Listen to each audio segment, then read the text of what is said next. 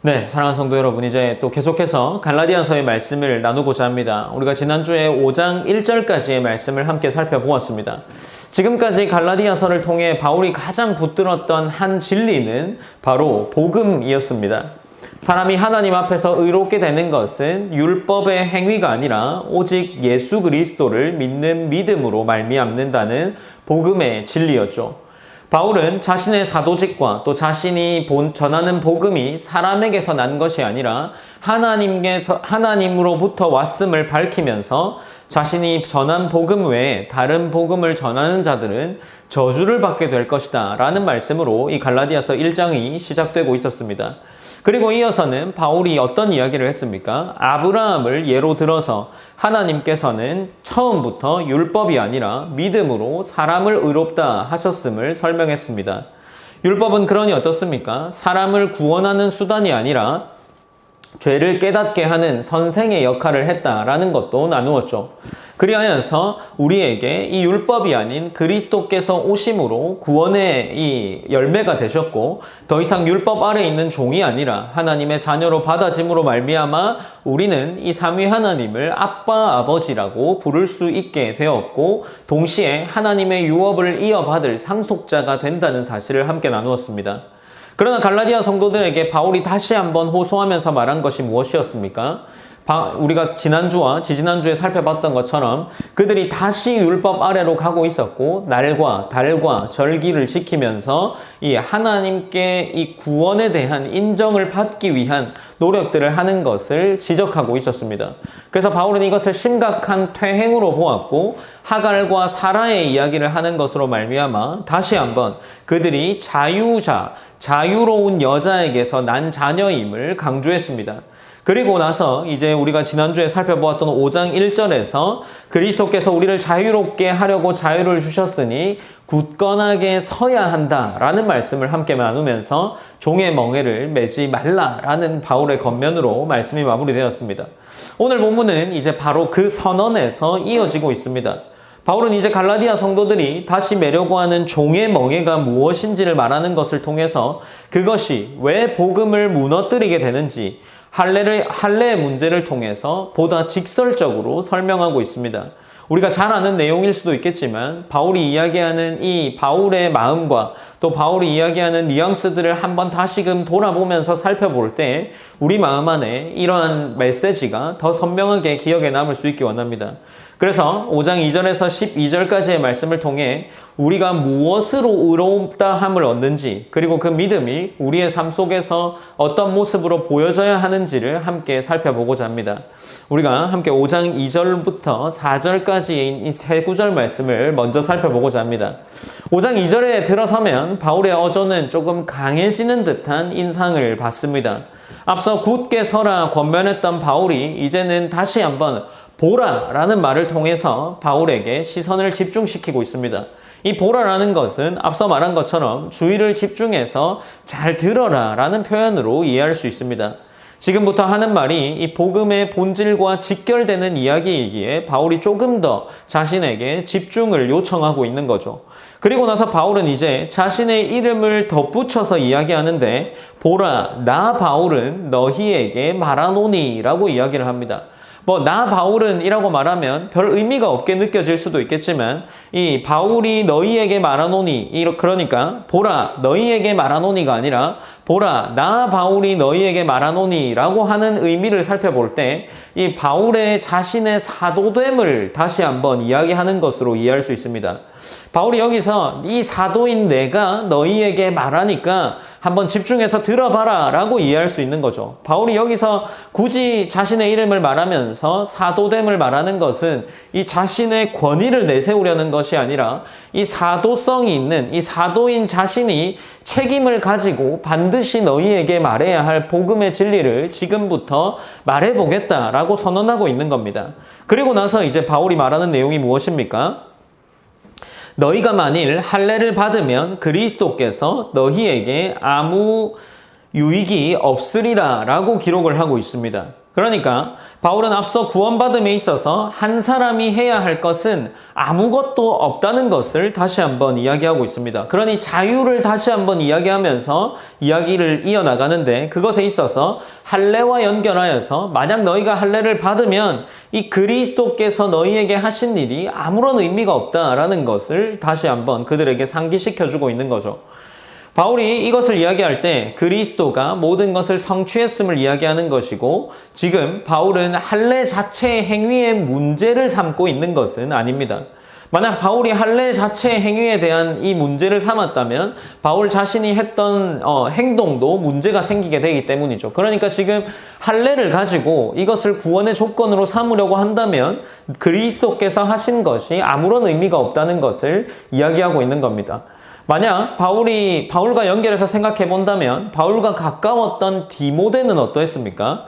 이 디모데는 우리가 이 여러 말씀에서 이미 알다시피 유대인 선교를 위해서 그는 할례를 받았던 사람이었습니다. 바울이 그것들을 이해해 주었고, 그렇게 하는 것이 오히려 더 좋을 것이라고 생각했던 거죠. 바울이 이야기하는 것은 이것을 볼 때 할례를 받는 이유에 있었던 겁니다. 만일 하나님께 받아들여지기 위해서, 곧 의롭게 되기 위해서 구원받기 위해 할례를 받는다면 더 이상 그것은 복음이 아니다라는 겁니다. 자신의 행위를 구원의 근거로 삼는 것이며, 바울이 지금 갈라디아 교회 성도들에게 책망하는 점은 바로 너희가 지금 이 할례를 받고 율법을 지키는 일로 이 구원의 조건을 삼는 것은 그리스도께서 하신 일이 아무 의미가 없게 되는 것이다 라고 이야기를 하고 있는 거죠. 그리스도께서 너희에게 아무 유익이 없으리라 라는 선언에서 이 유익이라는 단어는 우리가 볼 때 효력으로 이해할 수 있습니다. 구원에 있어서 더 이상 그리스도의 십자가가 그들에게 아무런 효력을 가지지 못한다라는 의미인 거죠. 물론 그리스도의 능력이 사라지는 것은 아닙니다. 그리스도께서 각자 그 그리스도를 믿음으로 구원을 받고자 하는 자들에게 그 은혜는 여전히 살아있지만, 갈라디아 교회 성도들에게 말할 때 너희가 만약 이 할례를 받음으로 구원을 얻고자 한다면 너희에게 그리스도의 이 하신 일은 아무런 효력이 없어진다라고 이야기를 하고 있는 거죠. 그리고 나서 바울은 한 걸음 더 나아가면서 3절에서 기록해 나가는데, 3절에서는 이렇게 이야기합니다. 3절입니다. 내가 할례를 받는 각 사람에게 다시 증언하노니 그는 율법 전체를 행할 의무를 가진 자라라고 기록을 하고 있습니다. 그러니까 바울이 지금 만약 할례를 받는다고 너희가 할례만 생각하는 것이 아니라 만약 이 할례를 행하게 된다면 율법 전체를 행해야 한다라고 조금 더 한 걸음 더 나아가서 이야기를 하고 있습니다.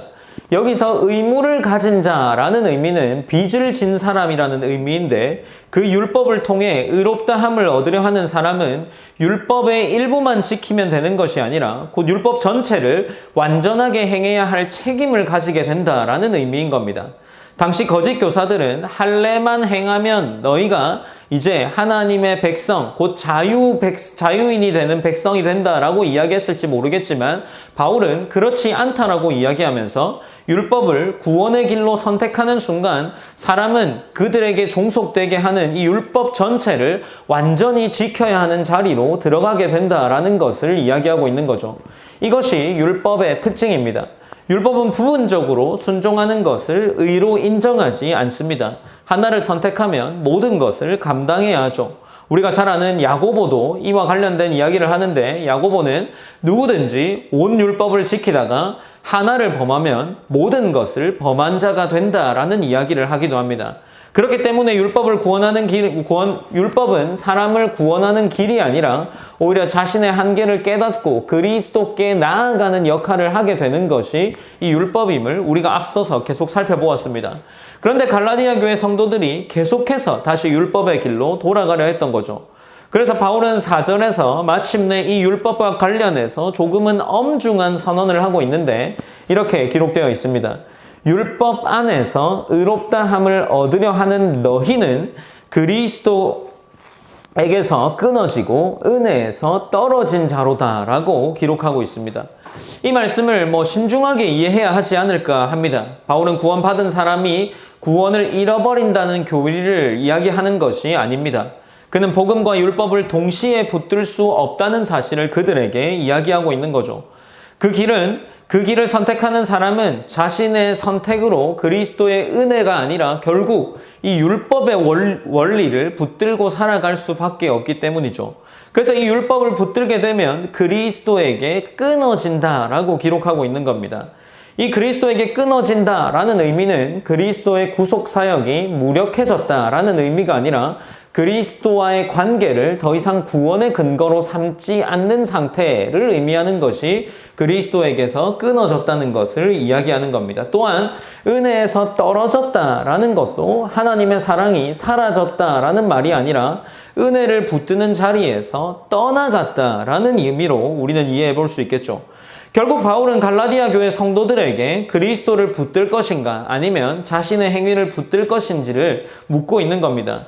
복음이 이 둘을 함께 붙드는 일을 허락하지 않기 때문이죠. 우리가 이 지점에서 조금 더 생각해 볼 때 5절 말씀을 한번 5절과 6절 말씀을 동시에 읽으면서 한번 생각해 보기 원합니다. 5절 말씀입니다. 2절 말씀 한번 읽어 보시겠습니다. 읽으시겠습니다. 시작. 우리가 성령으로 믿음을 따라 의의 소망을 기다리노니 그리스도 예수 안에서는 할례나 무할례나 효력이 없으되 사랑으로서 역사하는 믿음뿐이니라. 네. 지금 바울이 5절에서 우리가 성령으로 믿음을 따라 의의 소망을 이렇게 말하면서 이어나가고 있습니다.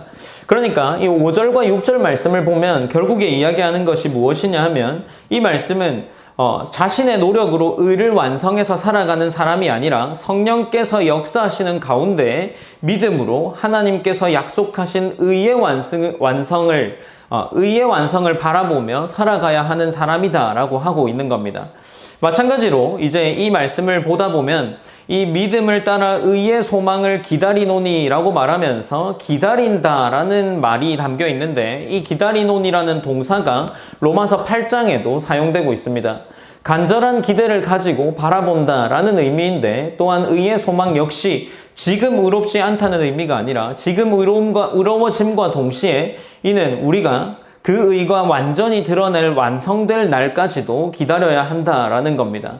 그리고 바울이 6절에서 복음의 핵심을 설명하는 구절이라 할 수 있는 부분인데 그리스도 예수 안에서 할례나 무할례나 효력이 없으되 라고 이야기하면서 이 6절 말씀을 이어나갑니다.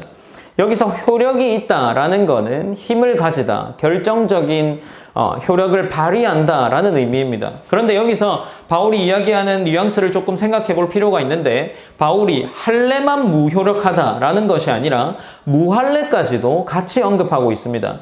왜냐하면 바울의 관심은 할례에 있지 않기 때문이죠. 바울이 만약 할례만 이야기하고 무할례를 이야기한다면 마치 그러니까 할례를 받지 않는 것도 자신에게 굉장한 영광이 될 수 있는 상황이 벌어질 수 있는 거죠. 그래서 바울이 말하는 것은 어떤 종교적 표지를 가지고 있느냐, 어떤 전통에 속해 있느냐를 이야기하는 것이 아니라 어떤 외적인 상태가 하나님 앞에서 자신을 의롭게 할 수 없다는 것을 분명하게 이야기하고 있는 겁니다. 유대인에게 자랑이었던 할례도 이방인에게 자랑이 될 수 있는 무할례도 모두 구원의 근거는 될 수 없음을 이야기하고 있는 겁니다. 그러면서 바울이 이제 결국에 이렇게 말씀을 이어나가는데 할례나 무할례나 효력이 없으되 사랑으로서 역사하는 믿음뿐이니라 라고 이야기를 하고 있는 거죠. 그러니 지금 바울에게 있어서 사랑으로 역사하는 믿음뿐이다 라는 것은 바울이 믿음이 무할례나 할례가 중요한 게 아니라 믿음을 가졌을 때 나타나는 결과가 있는데 그것이 사랑으로서 역사하는 믿음이다 라는 의미에서 이야기를 하고 있는 겁니다. 여기서 역사하다 라는 동사는 의미로 볼 때 능력 있게 나타나다, 작동하다 라는 의미를 가지고 있습니다. 중요한 것은 이 믿음을 대신하는 것이 사랑이 아니라 라는 것이 아니라 문장의 중심이 믿음에 있고 이 믿음이 실제적으로 보일 때, 눈으로 드러날 때 참된 믿음은 반드시 사랑이라는 열매를 가지고 나타날 수 있다는 것을 이야기하고 있는 거죠. 그렇다면 이제 여기서 우리가 한번 생각해 볼 수 있지 않을까 싶습니다. 바울이 이제 이 말씀이 우리가 율법을 생각해 볼 때 마치 나와 크게 상관없지 않은가라는 생각을 해볼 수 있지 않을까 싶습니다. 왜냐하면 우리가 실제로 지금 현대를 살아가면서 율법을 지켜야만 내가 율법을 지켜서 구원을 받아야겠다라고 생각하는 사람은 아마 제 주변에도 그렇게 없는 것 같고, 실제로 우리 가운데 율법을 지켜서 천국에 들어가야 된다라고 가르치는 사람도 보이지는 않는 것 같습니다. 그러니까 지금 우리가 이러한 생각들이 우리와는 꽤나 동떨어져 있는 그런 생각들로 이 말씀을 받아들일 수 있지 않을까 하는 생각들이 말씀을 준비하면서 저에게 들었습니다. 그러면 이제 다시 한번 이 말씀을 볼 때 우리가 이 말씀을 통해서 무엇을 생각해 볼 수 있을까를 한번 고민해 보았습니다. 그러니까 오히려 우리는 갈라디아 성도들과는 조금 반대의 자리에서 복음을 놓치고 있는 것은 아닐까라고 생각했습니다.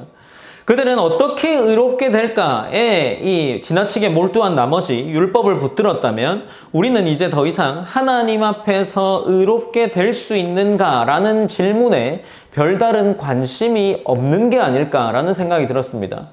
제가 지난주에 우리가 함께 살펴보았던 갈라디아서 4장 21절에서 5장 1절의 말씀을 나누면서 은혜를 은혜로 알고 있어야 되고 감사하면서 감격할 수 있어야 한다는 말씀을 나누었습니다.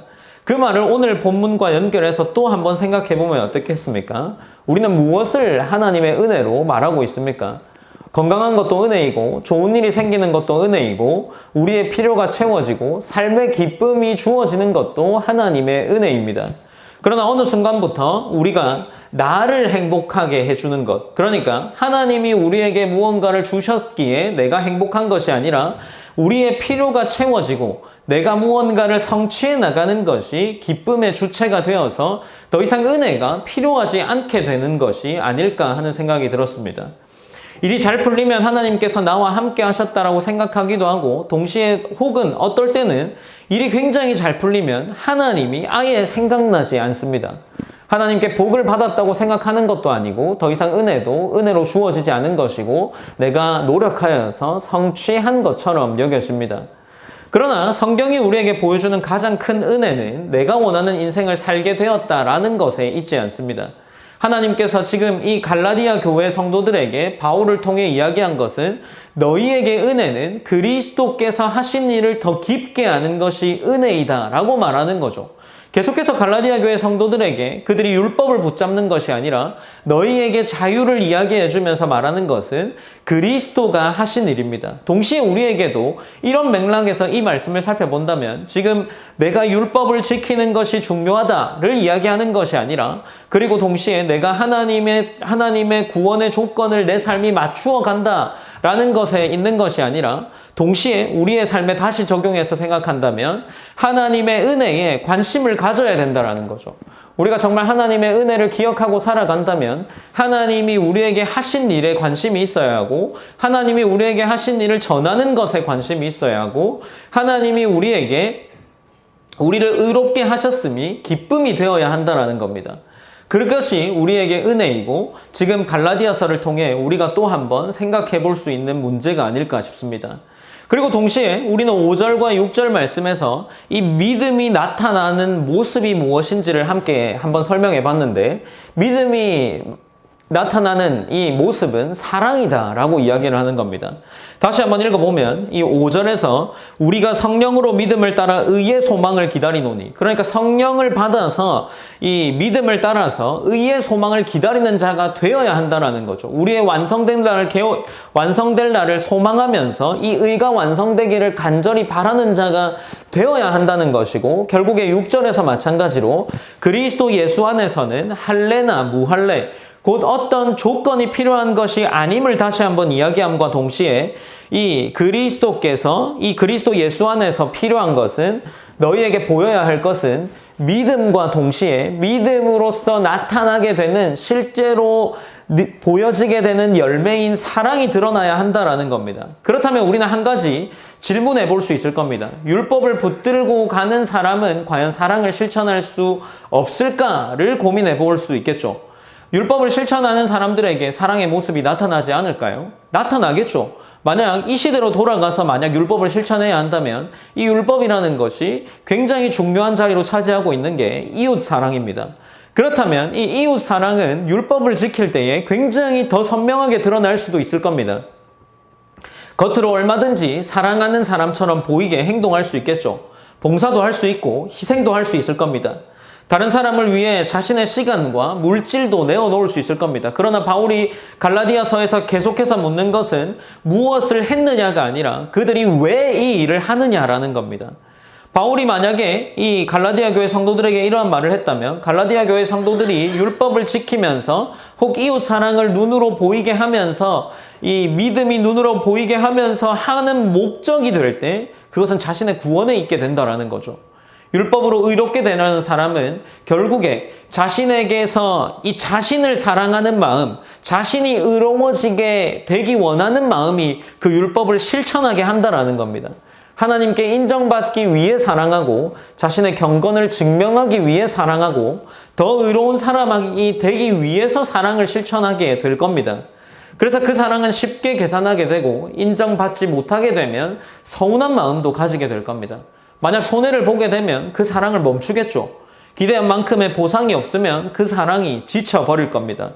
사랑이 목적이 아니라 자기 의를 세우는 수단이 되었기 때문에 더 이상 그들에게 이 사랑으로서 역사하는 믿음뿐이다 라는 이 말이 그들에게는 적용되지 않게 되는 거죠.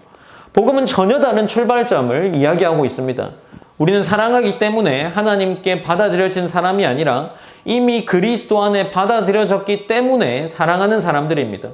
이미 의롭다 하심을 받았고 이미 하나님의 자녀가 되었고 이미 하나님의 사랑 안에 있는 사람들입니다. 그렇기 때문에 더 이상 사랑으로 하나님께 인정받으려 애쓸 필요가 없다는 거죠. 오히려 이미 받은 사랑이 우리를 사랑하는 사람으로 만들어 가기 때문입니다. 이것이 바울이 말하는 사랑으로서 역사하는 믿음이라는 거죠. 믿음이 사랑을 만들어내는 것이지 사랑이 믿음을 만들어내지 않습니다. 그래서 갈라디아 교회 이 갈라디아서를 계속 읽어보면 바울은 성령의 열매를 설명하면서 가장 먼저 사랑을 이야기하는 것도 우연이 아닐 수 있을 겁니다. 성령께서 우리 안에 믿음을 주실 때 그 믿음 안에서는 분명하게 사랑이라는 열매가 자라나게 됩니다. 믿음은 눈으로 볼 수 없습니다. 그러나 그 믿음이 만들어내는 사랑과 희생은 눈으로 볼 수 있게 되겠죠. 어쩌면 이것이 하나님이 우리에게 보여주시는 우리 개인의 믿음의 얼굴이 아닐까 싶습니다. 그렇다면 우리는 우리 믿음을 떠올리면서 또 한번 생각해 볼 수 있겠죠. 하나님께서 기뻐하시는 믿음은 무엇일까라고 말이죠. 저는 이 말씀을 묵상하면서 한 가지 질문을 던지게 되었습니다. 과연 내가 가진 믿음은 나를 어떤 사람으로 만들고 있는가라고 말이죠. 동시에 여러분에게 질문해 보면 어떻겠습니까? 여러분들이 가진 믿음은 여러분들을 어떤 모습의 삶으로 만들어내고 있습니까? 믿음은 단순히 교리를 아는 것, 하나님께 대한 정보를 아는 것으로 끝나지 않습니다. 나라는 사람을 점점 사랑할 수 있는 사람으로 변화시키는 것이 우리가 진짜 가지는 믿음의 모습이라는 거죠. 더 구체적으로 설명해 보면 어떻겠습니까? 믿음, 그리고 이 믿음이 만약 사랑으로 나타난다면 사랑이 가지는 특징 중에 하나는 아마 희생이지 않을까 싶습니다. 눈으로 굳이 한 단어를 설명한다면 희생이지 않을까 싶습니다. 내 믿음은 우리를 희생할 수 있는 사람으로 만들고 있습니까? 사랑은 눈에 보이지는 않습니다만 분명하게 사랑이라는 것은 우리의 것을 능히 내어주게 하고 내가 조금 손해보더라도 그것이 결코 아깝게 느껴지지 않는 것이 사랑이라고 할 수 있지 않을까 싶습니다. 부모의 사랑은 자신의 시간을 내어주는 희생으로 나타나고 부부의 사랑은 자신을 양보하는 희생으로 나타나게 될 겁니다. 하나님께서 우리를 사랑하셨다는 사실 역시 십자가에서 자신을 희생하신 거죠. 그렇게 증명되었습니다. 그렇다면 결국 참된 믿음은 나를 희생하는 사람으로 만들고 있는지를 돌아볼 수 있지 않을까 싶습니다. 만약 우리가 이 사랑하는 모습이 드러나지 않는다면 우리는 우리의 믿음의 모습을 한번 점검해 볼 수 있을 겁니다. 바울은 사랑으로서 역사하는 믿음이라고 말합니다. 그는 믿음에 사랑을 더해야 한다라고 이야기하는 것이 아니라 오히려 참된 믿음은 반드시 사랑으로 역사한다라는 말을 하고 있는 거죠. 믿음이 살아있다면 그가 이 믿음을 가진 사람이 실천하는 사랑도 살아있습니다. 믿음이 그리스도를 붙들고 있다면 그리스도의 삶도 우리에게 드러나기 시작하는 거겠죠. 그러므로 사랑은 믿음을 대신하는 것이 아니라 이 사랑이라는 것, 어쩌면 희생이라는 모습으로 드러나는 이 사랑이 우리 믿음이 살아있다는 증거가 될 겁니다. 그러므로 사랑하는 성도 여러분, 우리는 다시 한번 이 5절과 6절 말씀을 통해서 질문해 볼 수 있지 않을까 싶습니다. 나는 믿음을 가지고 있는가만이 아니라 그 믿음이 나를 어떤 사람으로 만들어가고 있는가라는 거죠. 내 믿음은 나를 점점 더 사랑을 실천할 수 있는 사람으로 만들고 있습니까? 내 믿음은 나를 다른 사람을 품을 수 있는 사람으로 만들고 있습니까? 만일 그렇다면 우리는 지금 복음이 우리 안에서 살아 역사하시는 모습을 보고 있는 겁니다. 그러나 믿음을 말하면서도 동시에 내 안에 사랑이 사라져가고 있다면, 신앙을 말하면서도 여전히 나 자신만을 붙들고 있다면 우리는 바울이 지금 이 기록해 내려가는 이 말씀 앞에서 우리를 점검해 보아야 할 겁니다. 이제 바울은 다시 한번 이 갈라디아 교회 성도들에게 말씀을 이어나가면서 7절에서 이렇게 기록하고 있습니다. 너희가 다름질을 잘 하더니 누가 너희를 막아 진리를 순종하지 못하게 하더냐라고 다시 이야기하죠. 본문으로 돌아가서 다시 바울은 갈라디아 교회 성도들에게 서신을 이어 내려갑니다. 서신을 이어 내려가면서 이제 조금 더 바울이 목회적인 느낌으로 기록을 해 내려가기 시작합니다. 7절부터는 바울의 논증이 방향을 바꾸어 가는 것 같죠. 앞에서는 복음과 율법이라는 두 길을 대조하면서 무엇이 사람을 더 의롭게 하는가를 설명했습니다. 그러나 이제 바울은 갈라디아 교회 성도들의 현실로 시선을 돌려서 목회자의 마음으로 이야기를 이어나가는 거죠. 바울은 너희가 다름질을 잘 하더니 라고 이야기를 합니다. 여기서 다름질이라는 것은 운동 경기에서 결승선을 향해 달려가는 모습을 떠올리게 하는 표현입니다. 바울은 갈라디아서뿐만 아니라 이 신앙생활을 여러 서신, 다른 서신에서도 다름질이라는 표현으로 기록합니다. 중요한 것은 갈라디아 교회 성도들이 처음부터 잘못된 출발을 하고 있지 않았다는 거죠. 그들은 복음으로 기쁘게 받아들였고 믿음 안에서 잘 달려가고 있었습니다. 그래서 바울이 너희가 다름질을 잘 하더니 라고 기록을 하고 있는 거죠. 그리고 곧바로 다시 한번 질문하는데 누가 너희를 막아 진리를 순종하지 못하게 하더냐라고 이야기를 합니다. 여기서 막다라는 것은 군사들이 길을 파괴하거나 장애물을 세워서 더 이상 앞으로 나아가지 못하게 만드는 것을 가리키는 표현을 막다라고 이해할 수 있습니다. 바울은 갈라디아 성도들이 복음을 몰랐기 때문이 아니라 누군가가 그들이 가는 길을 가로막았기 때문에 너희가 잘못 가고 있음을 이야기하고 있습니다. 그러니 지금 너희가 다름질을 잘 하더니 누가 너희를 막아 진리를 순종하지 못하게 하더냐라고 이야기합니다. 그리고 나서 이제 이 바울이 기록해 내려가는 것은 그 정체, 그들을 가로막았던 이야기의 내용이 무엇인지를 조금 더 드러내면서 기록을 이어나갑니다. 8절 말씀 한번 같이 읽어보시겠습니다. 8절입니다. 시작. 보면은 너희를 부르신 이에게서 난 것이 아니니라. 네, 8절에서 바울은 그들의 정체를 조금 더 선명하게 밝히는데 그 권면은 너희를 부르신 이에게서 난 것이 아니다 라고 이야기합니다. 여기서 권면이라는 단어가 설득이나 영향력이라고 할 수 있는데 거짓 교사들이 하는 말들을 이야기하기 시작하는 거죠. 거짓 교사들은 아마 매우 설득력 있게 말했을 겁니다. 그들의 논리가 꽤나 그럴듯했고 성경도 인용했고 아마 신앙적으로 꽤 경건해 보였을지도 모르겠습니다. 그러나 바울은 그것을 무엇이라 이야기합니까? 그 가르침이 하나님께로부터 온 것이 아님을 이야기하죠. 그리고 나서 바울은 9절에서 잘 알려진 비유로서 적은 누룩이 온 덩이에 퍼진다라고 이야기를 하죠. 누룩은 아주 적은 양으로도 반죽을 변화시킵니다. 바울은 이 비유를 통해서 거짓 교사들의 가르침 역시도 마찬가지 너희 가운데 작게 스며들었지만 그것이 할례 정도는 받아도 되지 않을까? 혹은 율법도 조금 지켜야 너희가 구원받지 않을까라는 이 이야기들이 이제는 퍼져서 너희의 복음 전체를 오염시키고 있다라고 이야기하는 것이 아니겠습니까? 복음의 작은 것이란 없습니다. 바울은 거짓 교훈의 위험성을 결국 이 누룩의 비유로 설명하면서 내려가고 있습니다. 그리고 나서 이제 10절에 이렇게 기록하는데 나는 너희가 아무 다른 마음을 품지 아니할 줄을 주 안에서 확신하노라 라고 이야기를 하죠. 조금은 감정적인 호소처럼 느껴지기도 합니다. 바울은 마지막까지 갈라디아 교회 성도들을 향한 마음을 놓지 않습니다. 그는 너희 이 갈라디아 교회 성도들이 아무 다른 마음을 품지 아니할 줄을 주 안에서 확신한다라고 이야기를 하죠. 바울의 확신은 갈라디아 성도들의 의지나 성숙함 때문은 아니겠죠. 주 안에서 확신한다는 것은 결국 하나님께서 시작하신 이 갈라디아 교회 성도들의 믿음, 그 믿음을 하나님께서 이루어 가실 것이라는 바울의 믿음일 겁니다.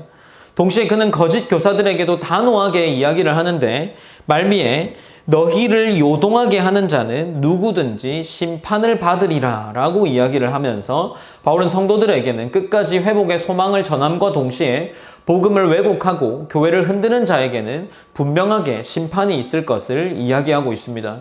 그리고 11절에서 12절로 말씀이 이어지면서 이렇게 기록되어 있습니다. 우리가 이 두 절 말씀을 한번 읽어보시겠습니다. 11절과 12절 말씀입니다. 읽으시겠습니다. 시작. 형제들아 너희가 지금까지 할례를 전한다면 어찌하여 지금까지 박해를 받으리요.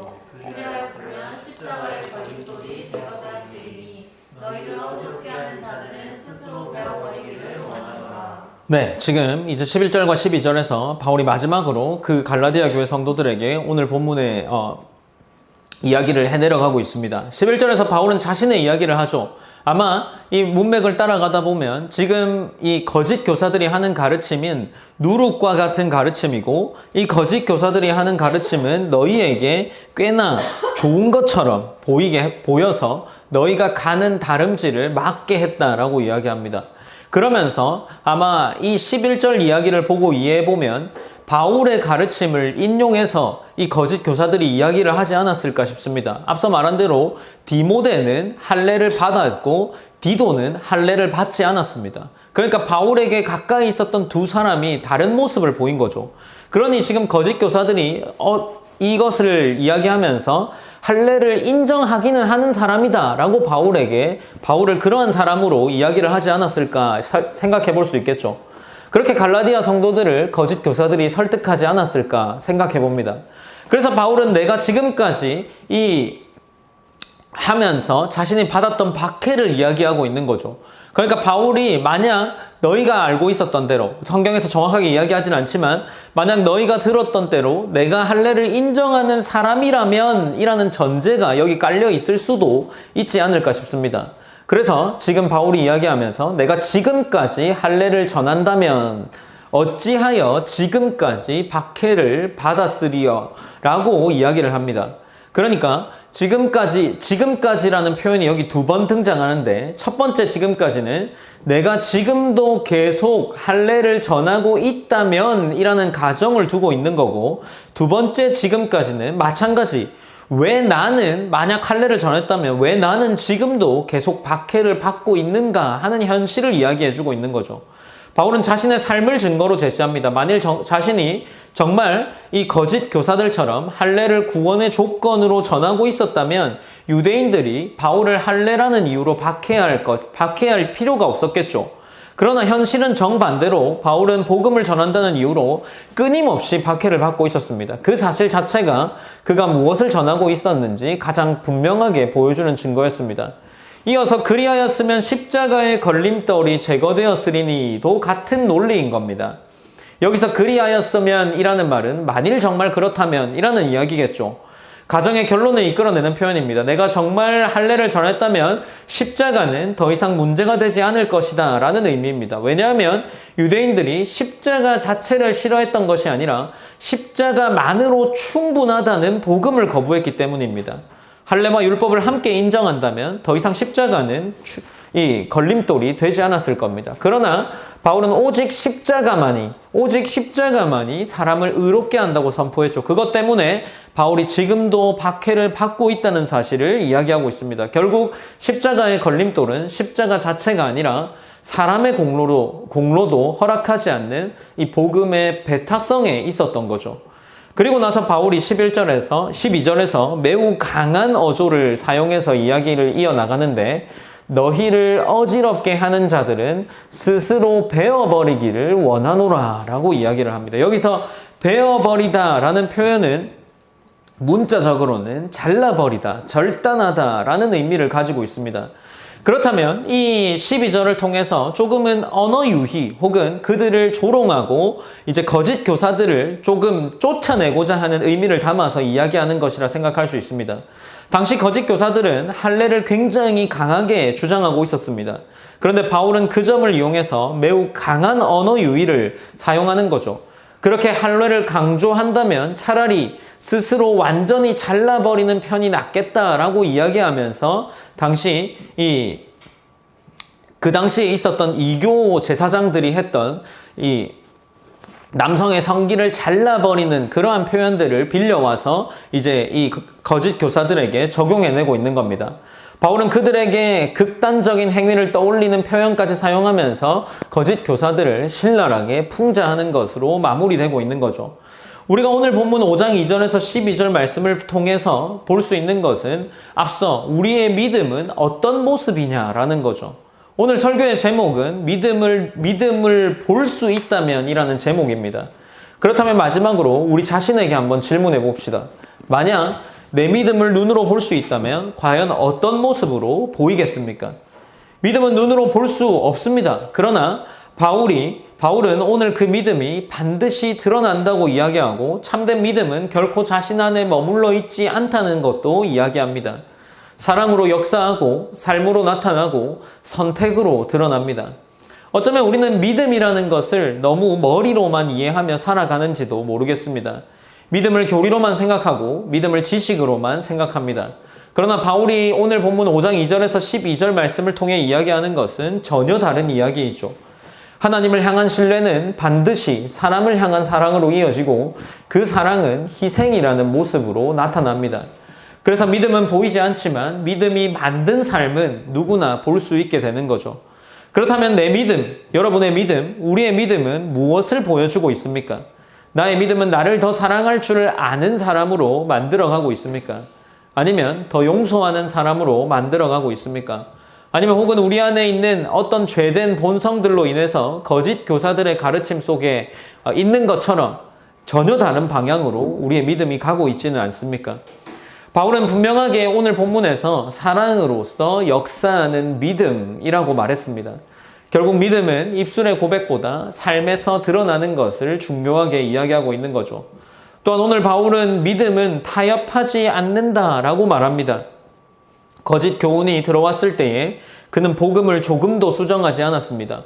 작은 누룩 하나도 허용하지 않았고 십자가를 조금도 양보하지 않았습니다. 왜냐하면 믿음은 상황에 따라 바뀌는 것이 아니라 끝까지 붙드는 진리이기 때문입니다. 그러므로 믿음은 사랑으로 드러날 뿐 아니라 진리 앞에서 끝까지 서 있는 모습으로 드러납니다. 사랑하는 성도 여러분, 오늘 여러분에게 질문하면 어떻습니까? 여러분에게 이 믿음은 어떤 모습입니까? 여러분의 믿음을 눈으로 본다면 여러분은 어떤 단어로 내 믿음을 표현할 수 있을까요? 바울은 분명하게 대답하기를 이 성도의 믿음은 사랑으로 보여져야 한다는 것을 이야기합니다. 복음이 보여야 한다는 것을 이야기합니다. 이것이 하나님께서 기뻐하시는 우리의 믿음의 모습이기 때문이죠. 그러므로 우리가 오는 한 주간의 삶을 살아나가면서는 오늘 말씀들을 기억했으면 좋겠습니다. 이 율법이라는 것을 지키지 않았고 율법이라는 것을 우리가 따르지 않는다면 성령으로 말미암는 이 의의 소망을 바라보는 삶이 되는데 그 삶에서 나타나는 믿음은 사랑으로서 역사한다라고 이야기를 하는 거죠. 그리고서 우리에게 있는 이 많은 잘못된 혹은 신앙적으로 잘못되고 있는 이 방향들을 베어버려야 한다라는 것으로 이야기를 하고 있습니다. 여러분의 믿음은 어떤 모습입니까? 한번 삶을 돌아보시고 또 묵상하면서 나아갈 때 우리가 작게나마 묵상하면서 기도할 때 함께 한번 돌아봤으면 좋겠습니다. 우리의 삶에서 나타나는 믿음, 여러분의 믿음은 어떤 모습입니까? 나의 믿음은 정말 이 성경이 말하는 혹은 그리스도가 보여주신 사랑이라는 믿음의 모습으로 드러나고 있는지 한번 돌아보시면서 짧게나마 우리의 삶 속에서 드러나는 믿음이 있기를 원한다. 그리고 하나님의 은혜를 알아서 기억함으로 말미암아 우리의 믿음이 성경이 말하는 믿음의 모습을 나타낼 수 있기를 원한다 라고 우리 그렇게 함께 묵상함으로 기도하면서 나아갔으면 좋겠습니다. 기도하시겠습니다.